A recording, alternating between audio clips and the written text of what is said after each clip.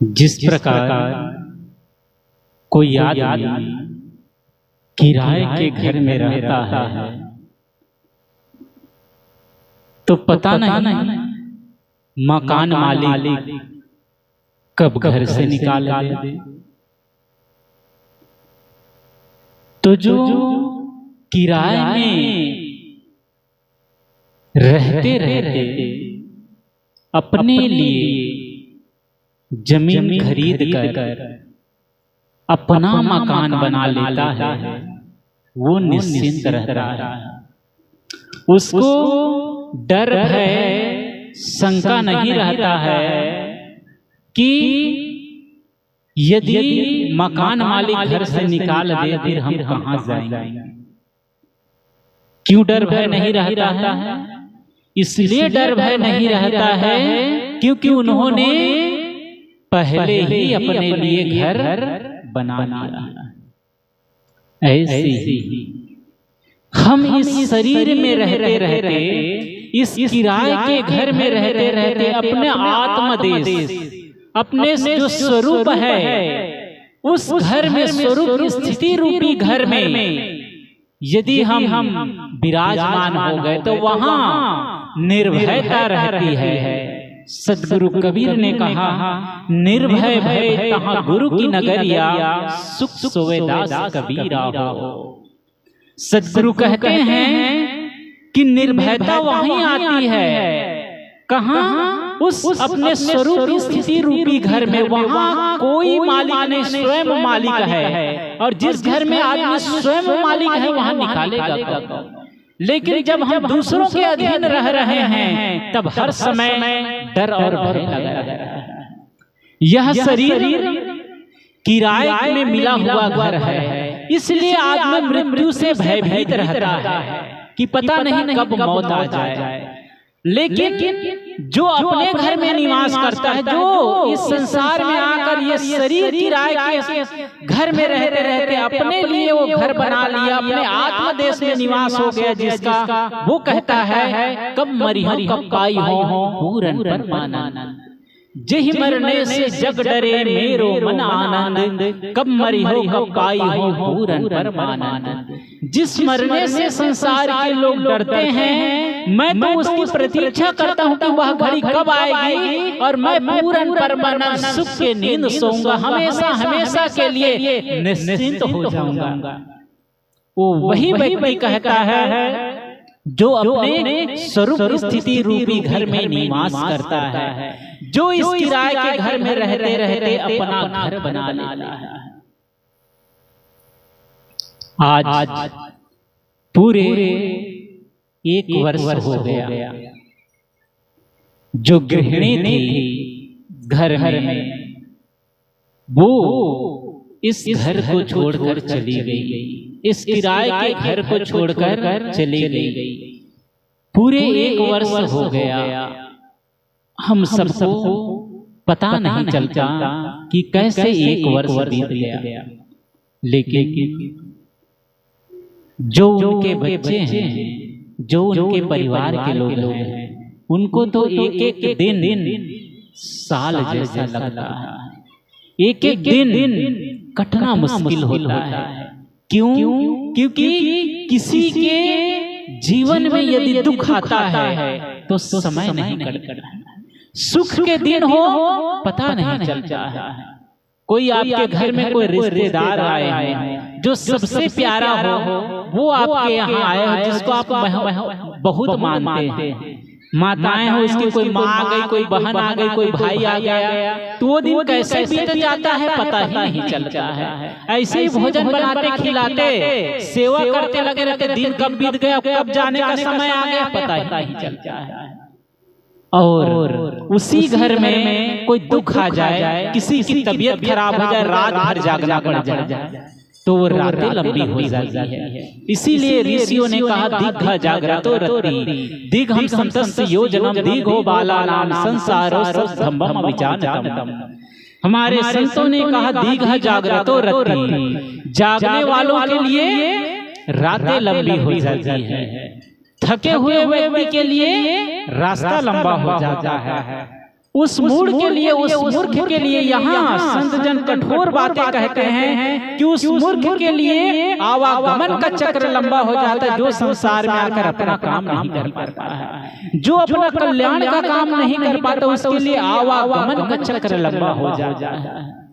यहाँ जो मूल बात है, दीघो जागतो रति, जागने वालों के लिए किसी के घर में यदि समस्या आ गई, दुख आ गया, तो उसके लिए एक रात कटना मुश्किल हो जाता है, उसके लिए रातें लंबी हो जाती है। तो आम लोगों के लिए पता ही नहीं चलता कैसे साल बीत जाता है, लेकिन जिसके घर में समस्या आई, जिसके घर में दुख आया, उसके लिए तो एक एक दिन, एक एक पल वर्षों जैसा लगता है। वो घड़ी, वो समय बीतता ही नहीं। लोग कहते हैं कि संसार में लाखों अपने हैं, एक नहीं है तो क्या फर्क पड़ता है। क्या कहते हैं, लाखों अपने ही संसार में, एक नहीं तो क्या फर्क पड़ता है। लेकिन वो लाखों मिलकर भी उस एक की कमी की पूर्ति नहीं कर सकता। उस माँ की जगह कौन ले सकता है, उसकी पूर्ति कोई नहीं कर सकता। पिता की जगह कौन ले सकता है, उसकी पूर्ति दुनिया में कोई नहीं कर सकता। बहन की जगह कौन ले सकता है, उसकी पूर्ति नहीं कोई कर सकता। भाई की जगह कौन ले सकता है। ऐसे हमारे सारे रिश्ते हैं, यदि परिवार में से कोई एक सदस्य चला गया, उसकी पूर्ति नहीं हो पाती। उसके समान लाड प्यार दुलार कौन कर पाएगा। इसीलिए एक गीत है, कौन भला दुनिया में माँ की जगह ले सका। कोई कह दे, कोई ये बता दे कि माँ की जगह कौन ले सकता है, कोई नहीं। लेकिन परिवार के लोग हैं, वो तो विधि का विधान है, उसको कोई रोक नहीं सकता। लेकिन वे जितने परिवार के सदस्य होते हैं, वे उस घड़ी में एक ढाढ़स बंधाते हैं, सहयोग करते हैं, उसे सहारा देते हैं कि उस जो चले गए उसकी कमी को तो पूरा नहीं किया जा सकता, लेकिन जो अपने हैं वो लोग उसको संभालते हैं, उन्हें प्यार देते हैं, उसे दुलार करते हैं कि कुछ हम उसके सूरज नहीं तो दिया का काम तो कर ही सकते हैं। तो सब लोग उसको सहयोग करते हैं। तो ऐसे इसीलिए ये समाज है, परिवार होता है कि किसी के जीवन में कोई दुख आ जाए, कोई तकलीफ आ जाए, तो सब मिलकर, परिवार के सब सदस्य, समाज के सब लोग मिल करके उसका सहायता करें, उसका सहयोग। सबसे प्यारी कौन है, माँ ही होती है। पिता भी होते हैं और भी सदस्य होते हैं, लेकिन माँ तो माँ होती है, उसके समान कौन हो सकता है। एक जगह एक बंदर बैठा था और बारिश हो रही। तो बारिश में जो माँ थी वो भीग रही है, लेकिन अपने बच्चे को ऐसे एकदम सीने से लगाई है कि उसके शरीर में बूंद भर पानी नहीं। वो अपना भीग रही है, पेड़ में बैठे पूरा ठंडी से सिकुड़ रही है, लेकिन अपना जो बच्चा है छोटा सा, उसके शरीर में बूंद भर पानी नहीं। ये कौन करता है, ये माँ ही कर सकता है। रात भर जग के जो अपने बच्चों को सुलाए, वो माँ ही कर सकती है। जो स्वयं भूखे रहकर अपने बच्चे को खिलाए, वो माँ ही कर सकती है। जो स्वयं गीले में सोकर अपने बच्चे को सूखे में सुलाए, वो माँ ही कर सकती है।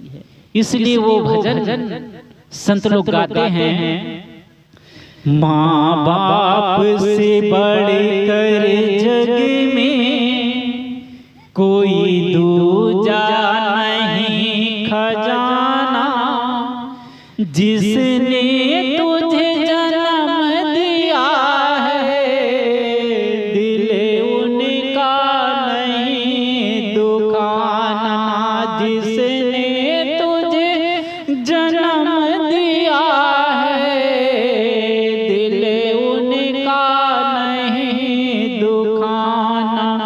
पहले तो माँ ने तुझको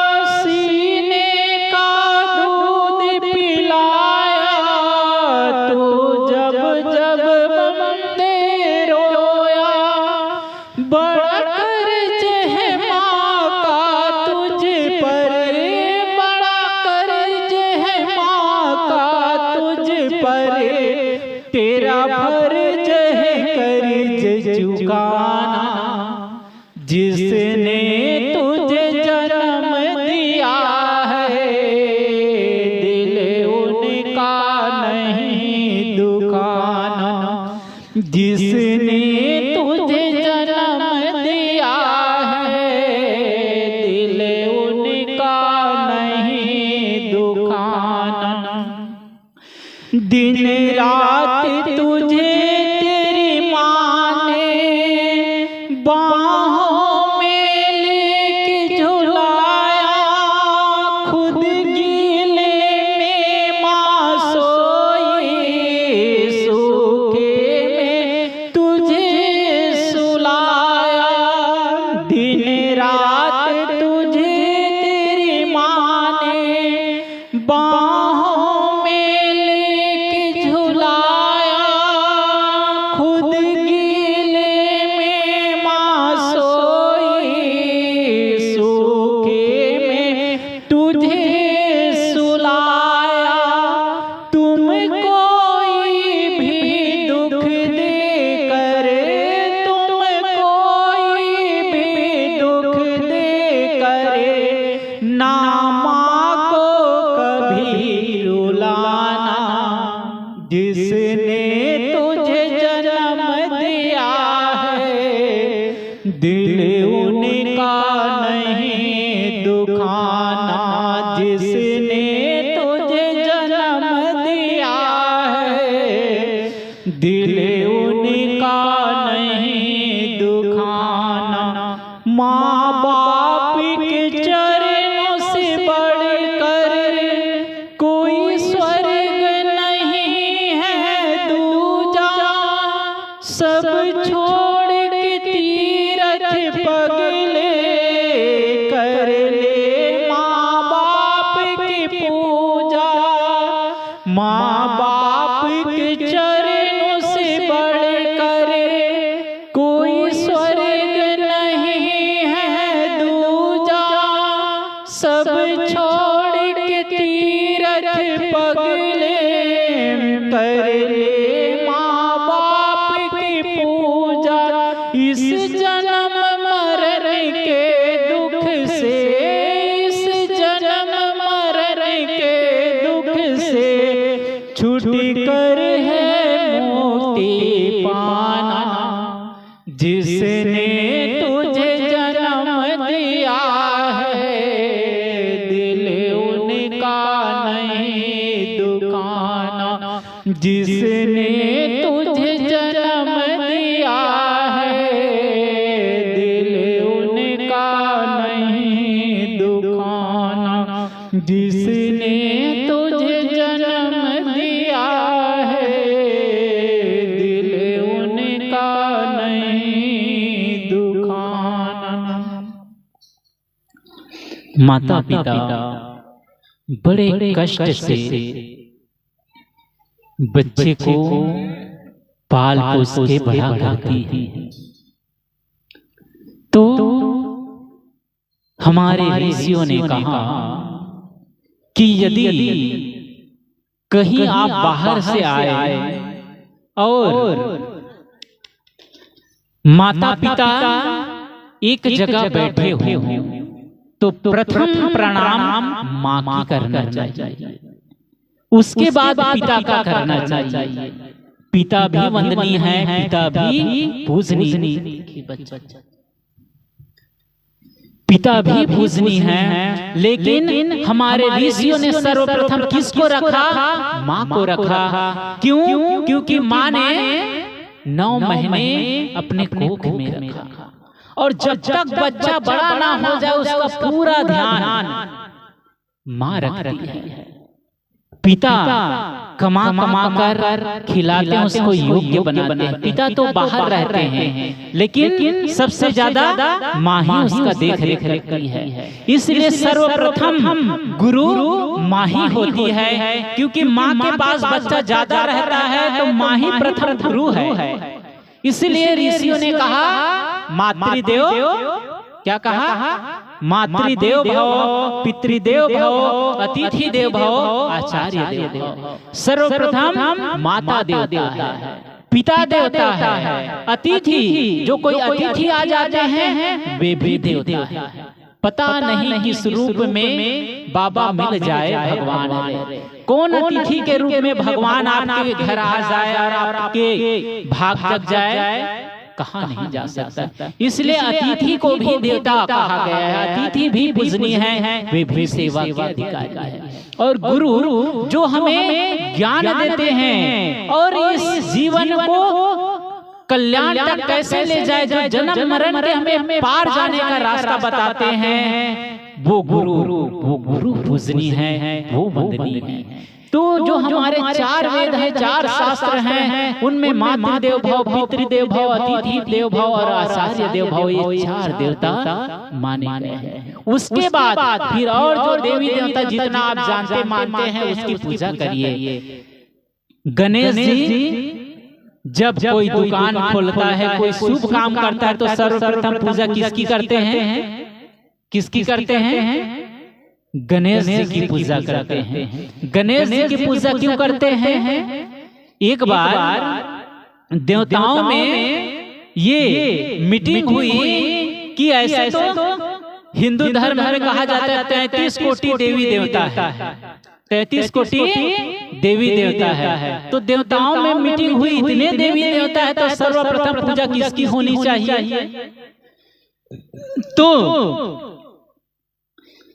एक रास्ता निकाला गया कि जो 7 बार पृथ्वी की परिक्रमा करके इस स्थान पर जो पहले आ जाएगा वही प्रथम पूजनीय होगा। तो सब देवता लोग को जो जिसका वाहन था, किसी का शेर, किसी का बैल, तो किसी का मयूर, तो किसी का मोर, किसी का गधा, तो किसी का घोड़ा, सब देवी देवता अपने अपने वाहन में बैठकर चले पृथ्वी की परिक्रमा करने के लिए, बिल्कुल जल्दीबाजी में कि सर्वप्रथम हम आ जाएंगे तो इस पृथ्वी पर, इस पृथ्वी लोक पर सर्वप्रथम पूजा हमारी होगी। सब लोग चले अपने अपने वाहन में, कोई उड़ते हुए, कोई दौड़ते हुए, कोई और किसी विधि से जा रहे हैं सब। गणेश जी देखते हैं कि हमारा तो वाहन क्या है? चूहा है। गणेश जी का वाहन क्या है? चूहा है, सबसे छोटा। अब इतने बड़े बड़े जो और वाहन है उसके सामने चूहा कितना दौड़ेगा? तो गणेश जी बहुत सोच विचार करते हैं। रिद्धि सिद्धि के देवता कौन है? गणेश जी। तो गणेश बहुत बुद्धिमान। तो गणेश जी सोचे ऐसे तो जीवन बीत जाएगा, पृथ्वी की परिक्रमा हो नहीं पाएगी। तो क्या करते हैं, वो कैलाश पर्वत पर जाते हैं। अपने जो माता पिता थे, गणेश जी के माता पिता कौन है? शंकर और पार्वती। तो उनको कहते हैं माता जी, पिताजी आप लोग आइए शीघ्र यहाँ बैठिए। वो लोग भी कहते हैं आज क्या हो गया है भाई, क्यों इतना? गणेश जी हमारे पुत्र इतना जल्दीबाजी हमको एक जगह बैठा रहे हैं। कहते हैं नहीं बस पूछो मत, बैठो। जल्दीबाजी में उसको बैठाते हैं और वाहन में चढ़ के 7 बार उसकी परिक्रमा करके वो वहीं पर वो स्थान पे आ जाता है। बाकी सब लोग जब परिक्रमा करके आए तो देखते गणेश जी पहले से बैठे हुए हैं। तो सब देवता लोग कहते हैं गणेश जी ये चीटिंग किए हैं, ये बेईमानी किए हैं। हम लोग के वाहन इतना उड़ने वाला है आकाश में, उससे पहले ये जमीन में दौड़ने वाला सबसे छोटा प्राणी चूहा कैसे पहले परिक्रमा करके आ जाएगा? गणेश जी चक्कर नहीं लगाए हैं, ये ऐसे ही आके बैठ गए। देखो भाई ठीक करो इसको कैसे। तो हेलो तो सभी देवता लोग को विश्वास नहीं होता है कि गणेश जी पृथ्वी की परिक्रमा करके आए हैं। तो जब सब देवता आ गए गणेश जी से पूजा करते, तुम सच सच बताओ, सचमुच तुमने 7 बार पृथ्वी की परिक्रमा की है कि नहीं? तो गणेश जी कहते हैं प्रणाम करते हुए, आप सब सही कहते हैं।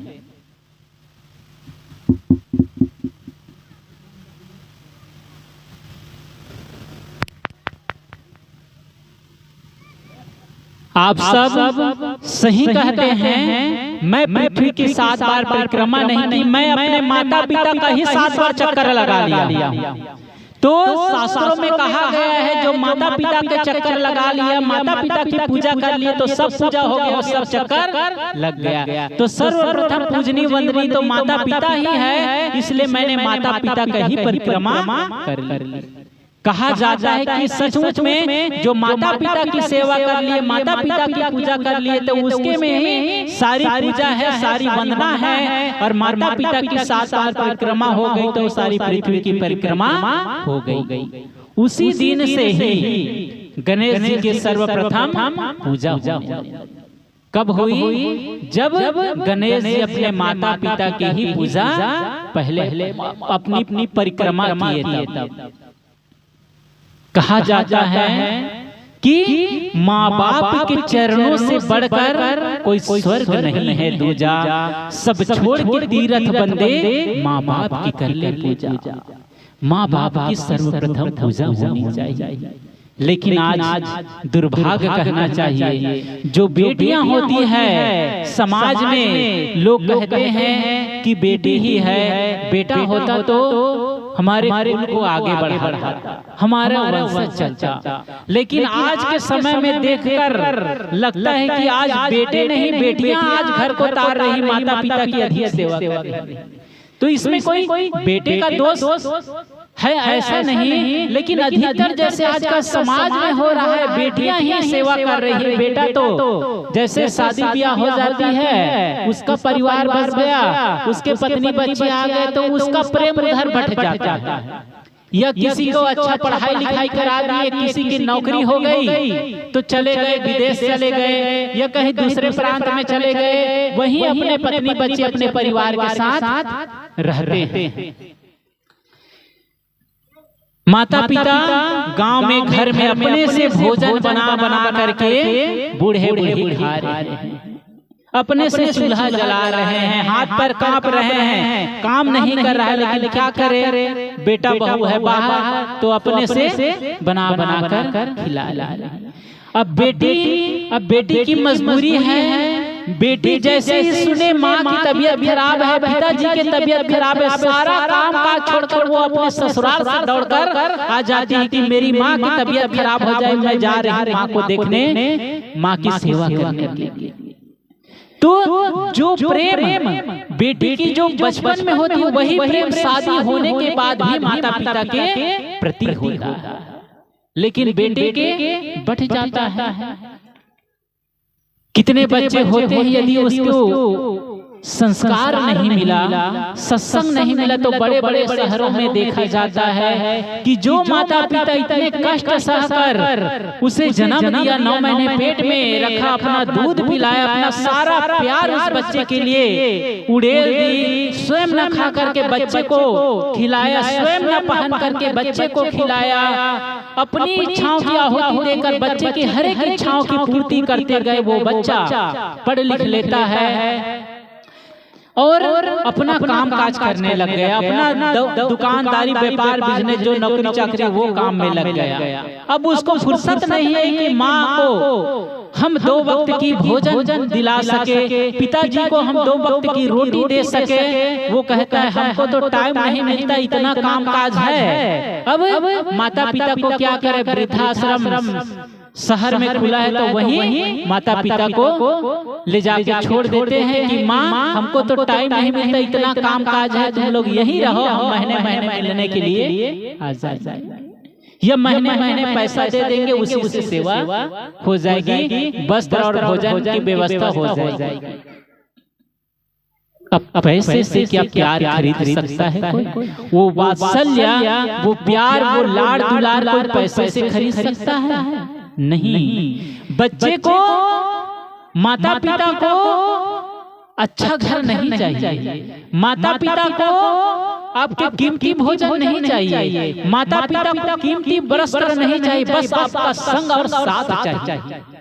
एक बूढ़े माता पिता घर में बैठ के रो रहे हैं क्योंकि पिता बेटे की नौकरी लग गई है, बेटा रहता है विदेश में। तो माँ ये सोच सोच कर बूढ़ी माँ रोती रहती है समय समय से कि जब अब हम लोग तो बूढ़े हो गए हैं, यदि हमारा शरीर जब छूटे तो बच्चे के मुंह देख पाएंगे कि नहीं। ये दोनों पति पत्नी आपस में बात करके रो रहे हैं कि जिस बच्चे के लिए हमने सारे अपने प्यार निछावर कर दिया, वो बच्चा तो रहता है बाहर, अब हम लोग बूढ़े बूढ़ी हो गए हैं, अब मरती बेला में हम अपने बेटे के मुंह देख पाएंगे कि नहीं।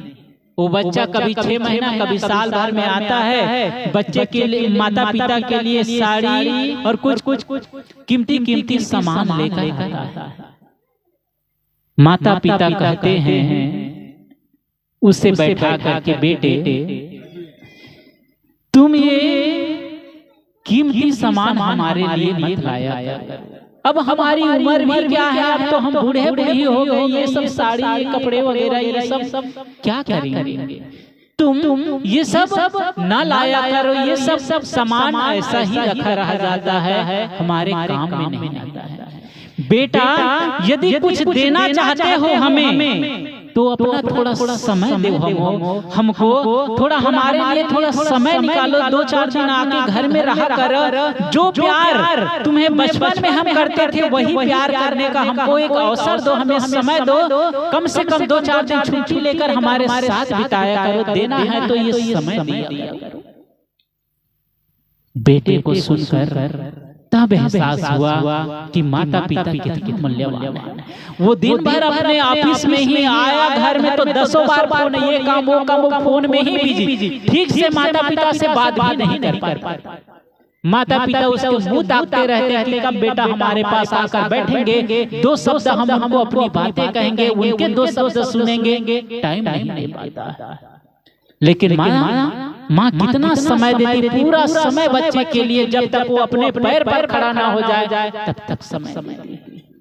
इसलिए जो माता पिता होते हैं वो बूढ़े वृक्ष के समान, भले फल ना दे लेकिन छाया तो देते ही है। इसलिए आधुनिक समय में आजकल बच्चे पढ़ लिख कर इतने पैसे के पीछे भाग रहे हैं ना, शिक्षा तो अच्छी बात है, लेकिन साथ साथ चाहिए उसको संस्कार भी चाहिए कि जो माता पिता जो हमको सींचने में पूरे अपने जी से जान लगा दिया, हमको छोटे से बड़ा किया, अपने बूढ़े हो गए हैं, अब हमको उसको सहारा देना, हमको समय देना। कई ऐसे भी बच्चे होते हैं, देखे हैं हम लोग अपनी आंखों से, और वो अभी है जिसका बेंगलोर में उनकी नौकरी हो गई थी, सॉफ्टवेयर इंजीनियर थे। वो सत्संगी घर के एक ही बेटा है, उसकी योग्यता, उसका हुनर, उसकी पोस्टिंग बेंगलोर में। अब बेंगलोर में वहां नौकरी कर रहा है, घर में बूढ़े माता पिता है। उस बच्चे को लगा कि मैं यहाँ रहकर बेंगलोर में हूँ, मेरे बूढ़े माता पिता गांव में हूँ, उसकी सेवा कौन करेगा, मैं अकेला हूँ अपने माता पिता का, तो मुझे ये पैसा, ये नौकरी नहीं चाहिए। वो 1-2 साल किया और फिर उस नौकरी को छोड़ के गाँव में आ गया, और गाँव में फिर फार्म भरा तो टीचर की नौकरी मिली। वही अब कम पैसे में वो कहता है कि साहब मुझे कम पैसा ही मिले, लेकिन मैं कम से कम अपने माता पिता के साथ तो रह सकता हूँ, मैं अपने माता पिता को तो देख सकता हूँ, माता पिता मुझे देख सकते हैं, पैसा नहीं चाहिए मुझे, माता पिता का साथ चाहिए। ऐसे भी संस्कारी बच्चे होते हैं। तो आज समय ऐसा आ गया है, लोग आधुनिक समय में बस भागे जा रहे हैं। सत्संग के लिए, भक्ति के लिए आदमी के पास समय नहीं है। यदि आप सत्संग के लिए समय नहीं देंगे तो फिर बच्चों में, घर में संस्कार कैसे पड़ेगा, घर का आपका माहौल कैसे सुधरेगा। पैसा ही सब कुछ नहीं है, पैसा बहुत कुछ है लेकिन सब कुछ नहीं है। वो बूढ़े माता पिता क्या कहते हैं, बेटे ये तुम लाते हो वो हमें नहीं चाहिए, आपका साथ चाहिए। तो साथ कब देगा, जब आप उसको वैसा बनाएंगे। आजकल लोग पढ़ा लिखा कर वकील, डॉक्टर, इंजीनियर तो बना देते हैं, लेकिन उसको माता पिता के प्रति क्या है, उसका उत्तरदायित्व है, उसको समझ नहीं है, उसको ये जिम्मेदारी नहीं है। वो तो बस अपना परिवार लेकर उधर चला गया, बूढ़े माता पिता याद कर करके रोते रहे हैं। इसलिए जरूरी है अच्छी शिक्षा के साथ साथ अच्छा संस्कार भी दीजिए, ताकि वो आपकी बुढ़ापे की लकड़ी बने, बुढ़ापे का सहारा बने और आपको बुढ़ापे में दुख न हो। आपके द्वारा लगाया हुआ ही वृक्ष है वो, आपके द्वारा सेविंग की गई वो पैसा ही जब हम बैंक में जाते हैं, हम पैसा जमा करते हैं कि कदाचित कभी कोई घर में कोई काम पड़ जाए या बच्चों की शादी हो जाए या बुढ़ापा में जब हमारा शरीर असमर्थ हो जाए, जब कमा ना पाए, तो यही जो हम डिपॉजिट करके रखे हैं, यही जो हम सेव करके रखे, ये पैसा हमारी बुढ़ापा में काम आएगा। इस आशा से हम कमा करके एक समय का भोजन न करके, जलपान न करके, थोड़ा पैसा बचा करके हम बैंक में कुछ पैसा आपातकाल के लिए जमा करके रखते हैं कि भविष्य में काम आएगा। तो उसके लिए आप कितने जागरूक हैं, कितने जिम्मेदार हैं। वही असली संपत्ति तो आपके वारिस है, आपके बच्चे हैं, वो है, तो उसके प्रति भी आपको ध्यान रखना पड़ेगा। यदि आप खेत में मक्के का बीज तो बो दिए, लेकिन खेत में आप झांकने ना जाए, खेत में देखने ना जाए, तो खेत में घास फूस उगाएंगे और उस फसल जो आपने बीज बोया है उसको बढ़ने ही नहीं देगा। आप यदि खेत के प्रति लापरवाह हो जाते, खेत में आपने बीज तो डाल दिया, आप निश्चित हो गए कि खेत में हमने मक्के के बीज तो डाल दिए हैं, अब वो तो निश्चित ही उगेगा और हमको फल की प्राप्ति होगी। नहीं, वहाँ तो किसान को सुबह शाम जाना पड़ेगा, सुबह शाम देख रेख करना पड़ेगा, पानी सिंचाई करना पड़ेगा, खाद देना पड़ेगा, कीटनाशक दवाई देना पड़ेगा, दिन रात आपको वहाँ मेहनत करना पड़ेगा, तब कहीं अच्छी फसल आपको मिलेगी, तब आप खुश होंगे कि मेरी मेहनत सफल हो गई। इसी प्रकार केवल बच्चे को जन्म दे देना और उसको पढ़ाई लिखाई कराकर आगे बढ़ा देना इतना ही पर्याप्त नहीं, वहाँ निगरानी जरूरी है कि आपके बच्चे किन बच्चों के साथ में जा रहे हैं। कहीं ऐसे बच्चे के साथ में तो वो नहीं संगति कर रहा है जो शराबी है, जो जुआड़ी है, जो नशेड़ी है, जो सिगरेट पीता है, जो खैनी गुटखा खाता है, जो कहीं जुआ खेलता है, जो और कुछ गलत काम चोरी बदमाशी करता है। बच्चे को आपने जन्म दिया, उसको बड़ा किया, वही यदि खेत में ध्यान नहीं देंगे तो अच्छी फसल नहीं होगी। इसी प्रकार यदि बच्चे पर निगरानी नहीं रखेंगे तो बच्चे भी आपके हाथ से निकल जाएगा, वो गलत बच्चों की संगति में चला जाएगा और उसका संस्कार खराब हो जाएगा, फिर वो बुढ़ापे के आपके सहारा नहीं बन पाएगा। इसलिए उसको जिस प्रकार आप बैंक में पैसा जमा करते बुढ़ापे के लिए, इसी प्रकार उसके अंदर संस्कार डिपॉजिट करिए, उसके अंदर संस्कार डालिए, गुरु भक्ति सिखाइए, पूजा करना सिखाइए, कुछ सत्संग में ले जाइए उसको, तब उसके अंदर संस्कार जगेगा। गुरुजन बताते हैं माता पिता के प्रति बच्चों का क्या उत्तरदायित्व है, पिता का माता का क्या उत्तरदायित्व है अपने बच्चों के, ये सत्संग से ही ज्ञान मिलता है। स्कूल में, कॉलेज में, वहाँ डिग्री तो मिल जाएगी, वहाँ ये शिक्षा, ये संस्कार नहीं मिलेगा। ये संस्कार केवल और केवल संतों के पास सत्संग से ही मिलता है। इसलिए संत जन कहते हैं कि सत्संग में जाओ, सत्संग में बैठो, वहाँ तुम्हारा भाग जगेगा, वहाँ तुम्हारी तकदीर बदलेगी। मैं कह रहा था कि जो सदस्य हमारे बीच से चले गए वे सदा सदा के लिए चले जाते हैं। कोई आदमी, बूढ़ा आदमी, वो यदि चला जाए तो उतना दुख नहीं होता। अभी हम लोग गए थे, नेपाल गए थे, तो एक बूढ़ा आदमी बहुत बूढ़ा हो गया है। उसके बेटे बहू कहते हैं साहब आशीर्वाद दीजिए, आप लोग हमारे घर में आए हैं कि जो बाबूजी है उसको भगवान उठा ले। क्यों? अब उसका शरीर इतना जर्जर हो गया, अब बिस्तर में ही सब कुछ होता है, अब अपने से चल नहीं फिर पाता है, तो परिवार के लोग ही कहते हैं इसको उठा लेते तो अच्छा होता। और सही है ये। एक तो जो शरीर में हम उसको तकलीफ है कि वो चल फिर नहीं पा रहा है, अपने जो नित्य क्रिया है वो भी नहीं कर पा रहा है, उसको तकलीफ तो है ही, परिवार वालों को भी दिक्कत है। तो ऐसी जर्जर अवस्था तक ना रहे, चलते फिरते ही कोई चला जाए, उतनी जर्जर ना आए, वो अच्छा है। तो कोई बूढ़ा आदमी है, वो बूढ़ा आदमी, अभी हम लोग वहां से 10-11 तारीख को नेपाल से आए, तो अभी 2-4 दिन पहले फोन आया कि साहब आप लोग आए थे, आप लोग आशीर्वाद दिए थे कि जो हमारे ससुर जी थे अभी उनका शरीर छूट गया, बहुत कितना 5-6 वर्ष से वो दुख पा रहे हैं, अब उसको मुक्ति मिल गई दुख से। आप लोग आए, आशीर्वाद मिला, उसको दर्शन मिल गया, तो बहुत अच्छा हुआ। हमारे घर में आप लोग को आना सार्थक हो गया, हमारा सत्संग कराना सार्थक हो गया, हमारे ससुर जी अब कष्ट से मुक्त हो। अभी 2-3 दिन हुआ उसका शरीर छूटे, इतना 5-6 साल से उसको कष्ट था। तो उतनी जर्जरता तक रहता, वो चला जाता है तो उसके लिए दुख नहीं होता, क्योंकि उन्होंने जो देखना था, जो सुनना था, जो करना था, जो अपना व्यवहारिक जो काम था, बाल बच्चे के परवरिश करना, उसको अपने पढ़ाई लिखाई कर अपने पैर में खड़ा करा दिए, अब उसका उत्तरदायित्व पूरा हो गया, तो वो चल दिया, तो उसके लिए उतना अफसोस नहीं होता है। लेकिन कोई जवान आदमी है जिसके ऊपर अभी बहुत उत्तरदायित्व था, अभी उसका उत्तरदायित्व पूरा नहीं हुआ है, वो यदि चला गया तब बहुत तकलीफ होता है, बहुत दर्द होता है, वो उसके ऊपर तो अभी बहुत बड़ा उत्तरदायित्व है, वो कैसे चला गया, सबको आश्चर्य भी होता है।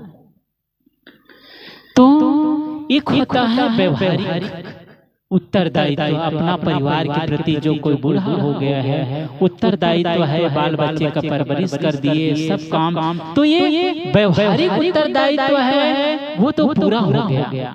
लेकिन उसके साथ साथ ही आध्यात्मिक उत्तरदायित्व है, आत्म कल्याण का काम। तो व्यवहार का जो पक्ष है उसको तो कोई पूरा कर दिया, बुढ़ापा में कोई आदमी गया तो उसको तो पूरा करके गया, लेकिन अपना आत्म कल्याण का काम करके गया कि नहीं, ये बहुत बड़ा महत्व रखता है। हमारा जीवन केवल घर चलाने के लिए, केवल खेती बाड़ी, दुकान, व्यापार, बिजनेस, इसके लिए जीवन नहीं मिला है, ये जीवन मिला है आत्म कल्याण के लिए। कितने खानियों में दुख पाते हम आए हैं इस मनुष्य शरीर में। अब मनुष्य शरीर में आकर हमें विधाता ने, हमें प्रकृति ने ये उत्तरदायित्व दिया कि यदि दुख से मुक्त होना है, इस चक्कर से मुक्त होना, इस रहर चक्र से मुक्त होना है, इस जन्म मरण के जो पाठ है इससे मुक्त होना है, तो मनुष्य जीवन मिला है, उसमें जाकर अपने बंधनों को काटना, अपने जो मोह है, अपने राग है, जो आसक्ति है, उसको काटना, उसके लिए साधना करना। साधना से ही तुम्हारा आत्म कल्याण हो। सदगुरु कबीर ने कहा, कहीं कबीर कही देहो खोरी, जब चली हो जिज्ञासा तोरी। उस समय तुम किसको दोष दोगे, किसको दोष तुम दोगे जब इस दुनिया से चले जाओगे और तुम्हारा हिसाब लेगा। बोलिए सद्गुरुदेव, दोगे कि हम अपना आत्म कल्याण का काम नहीं कर पाए। तुमको एक अवसर दिया गया था, मनुष्य का जीवन दिया गया था कि जाओ और जो इतने लंबे समय से इतने खानियों में जो दुख पाए, एक अवसर दिया जा रहा है, तुम अपना आत्म कल्याण का काम।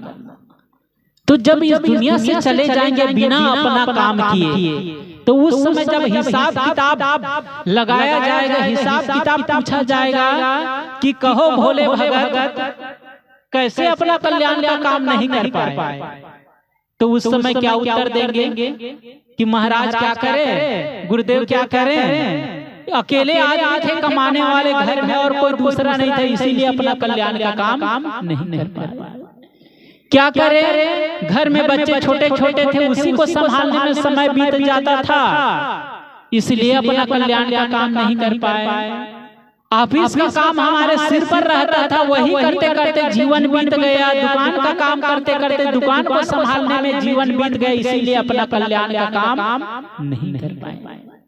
तो उस समय बहाने बनाएंगे, उस समय दोष देंगे तो सुनवाई होने वाली नहीं है। कोई बच्चा फेल हो जाता है ना, पूछा जाता है कि बाबू कैसे फेल हो गए, तो बच्चा कहता है कि कहते हैं गुरुजी, ये मम्मी पापा पूछते हैं तो मम्मी पापा जी हम तो पढ़ाई सही किए थे, हम तो पढ़ाई अच्छा किए थे और क्वेश्चन आंसर अच्छा ही बनाए थे, लेकिन साला क्या कहता है, साला मास्टर कॉपी ठीक से नहीं जाता, मास्टर को भी साला बना देता है वो, कहता है साला मास्टर कॉपी सही से नहीं जाता, इसीलिए हमको फेल कर दिया। अब फेल तो हो गए, चाहे मास्टर को साला कहो चाहे और किसी को दोस्त दो, सुनवाई होने वाली नहीं। फेल मतलब फेल हो गए, आपका रिजल्ट मिल गया कि फेल हो गया, अब कोई सुनवाई होने वाली नहीं है। जब हम इस दुनिया से जाएंगे उस समय हम बहाने बनाएंगे कि हमको ये करते हुए समय बीत गया, हमको भजन करने के लिए, भक्ति करने के लिए समय नहीं मिला, उस समय सुनवाई होने वाली नहीं है। हमारे संतों ने कहा कि व्यक्ति की बचपन अवस्था होती है ज्ञानार्जन के लिए, जवानी होती है धनार्जन के लिए, और बुढ़ापा होती है पुण्यार्जन के लिए। जवानी में ज्ञानार्जन करे। आज के समय को देखिए, 2 साल 2.5 साल के बच्चे को भी स्कूल भेज देते हैं। जब हम लोग जब पढ़ाई करते थे, जब 6 साल के हो जाते थे, तब जब 6 साल के हुए, अब 6 साल में उस समय सर्टिफिकेट कहाँ आधार कार्ड, उस समय आधार कार्ड भी नहीं था। मास्टर के पास जब स्कूल में जाते थे तो मास्टर कैसे कहते ऐसे हाथ को नपवाते थे, किसको नपवाए, जिसके हाथ इस कान तक पहुँच गया तो उसको कहते थे अब 6 साल पूरा हो गया है। कब स्कूल में नाम लिखते थे, अब तो आधार कार्ड बन गया, कई सर्टिफिकेट बन गया, उसके आधार पर डेट ऑफ बर्थ कब का तब स्कूल में एडमिशन लेता है। पहले जब हम लोग छोटे थे, जब स्कूल में हमारा पहला नाम लिखाया, उस समय हमको याद है मास्टर हमारा कोई सर्टिफिकेट पहले हाथ को ऐसे कराया, जब हाथ पहुंच गया तब नाम लिखे हाँ इसका 6 साल पूरा हो गया। तो आजकल तो जो 2 साल 2.5 साल बच्चे हुआ उसको आदत बनी रहेगी स्कूल जाने के, तो स्कूल में नाम लिखा देता। और आजकल बोरिंग स्कूल, इंग्लिश मीडियम, ऐसा वैसा नहीं। लोग कहते हैं कि सरकारी स्कूल में पढ़ाई नहीं होती, इसलिए प्राइवेट स्कूल और वो भी कोचिंग सुबह शाम।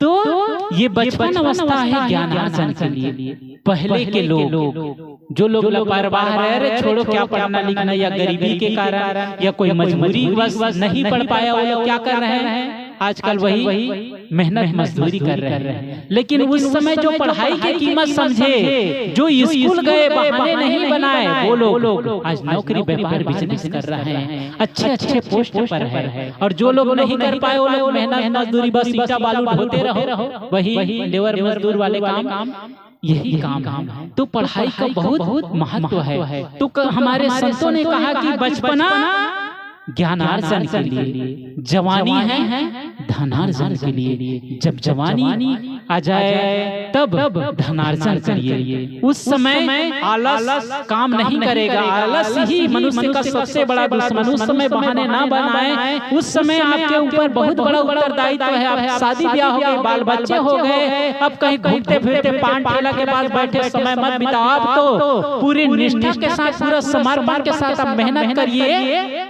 तब कहीं घर में लक्ष्मी आएगी, कहीं घर में संपन्नता आएगी। उद्योगे नास्ति दारिद्र्यम जप्तो नास्ति पातकम मौनेन कलहो नास्ति जागृतस्य च न भयम्।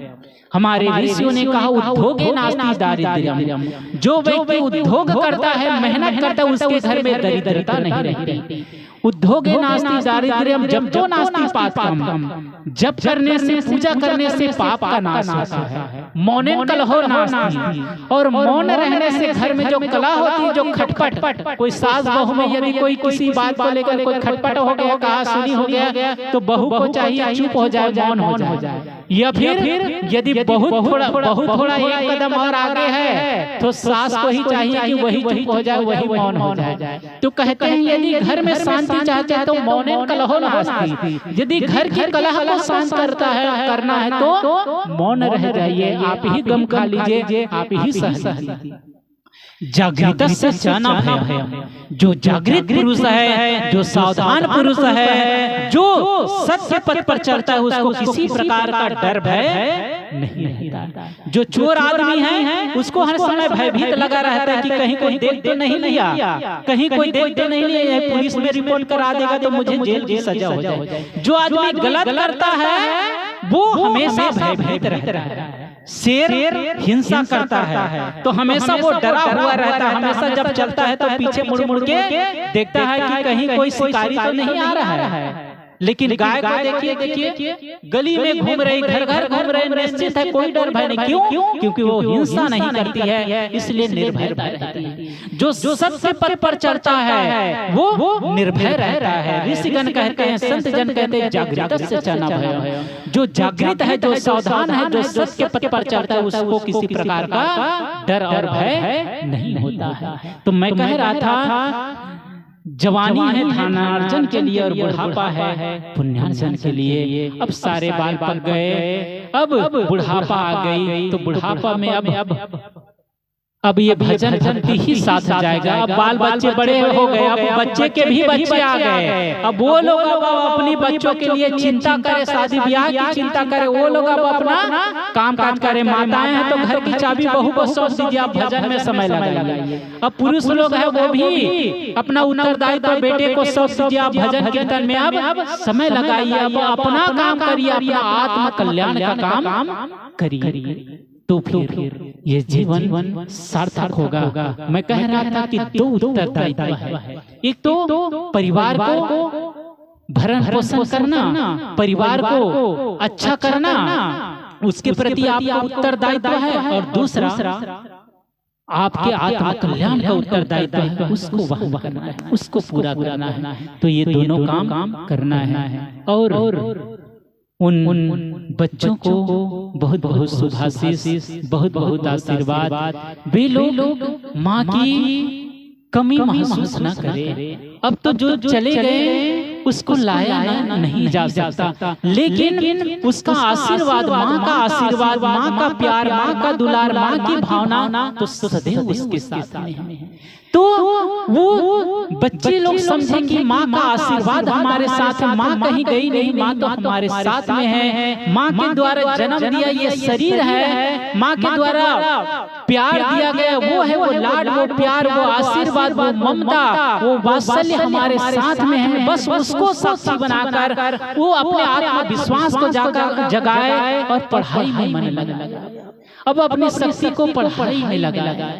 बच्चे हैं वो भी अपने काम काज में लगाए, जो घर के गार्जियन हैं वे लोग भी अब जो अपने काम धंधे हैं उसमें लगाए। अब जो चले गए उसको तो पूरा नहीं किया जा सकता है, लेकिन जो है अब वर्तमान में उसमें सामंजस्य बैठाकर, उसमें प्रेम पूर्ण जीवन बनाकर अब इस जीवन को अब ऊंचाई की ओर ले जाना है। तब कहीं हमारा जीवन सार्थक होगा, सफल होगा।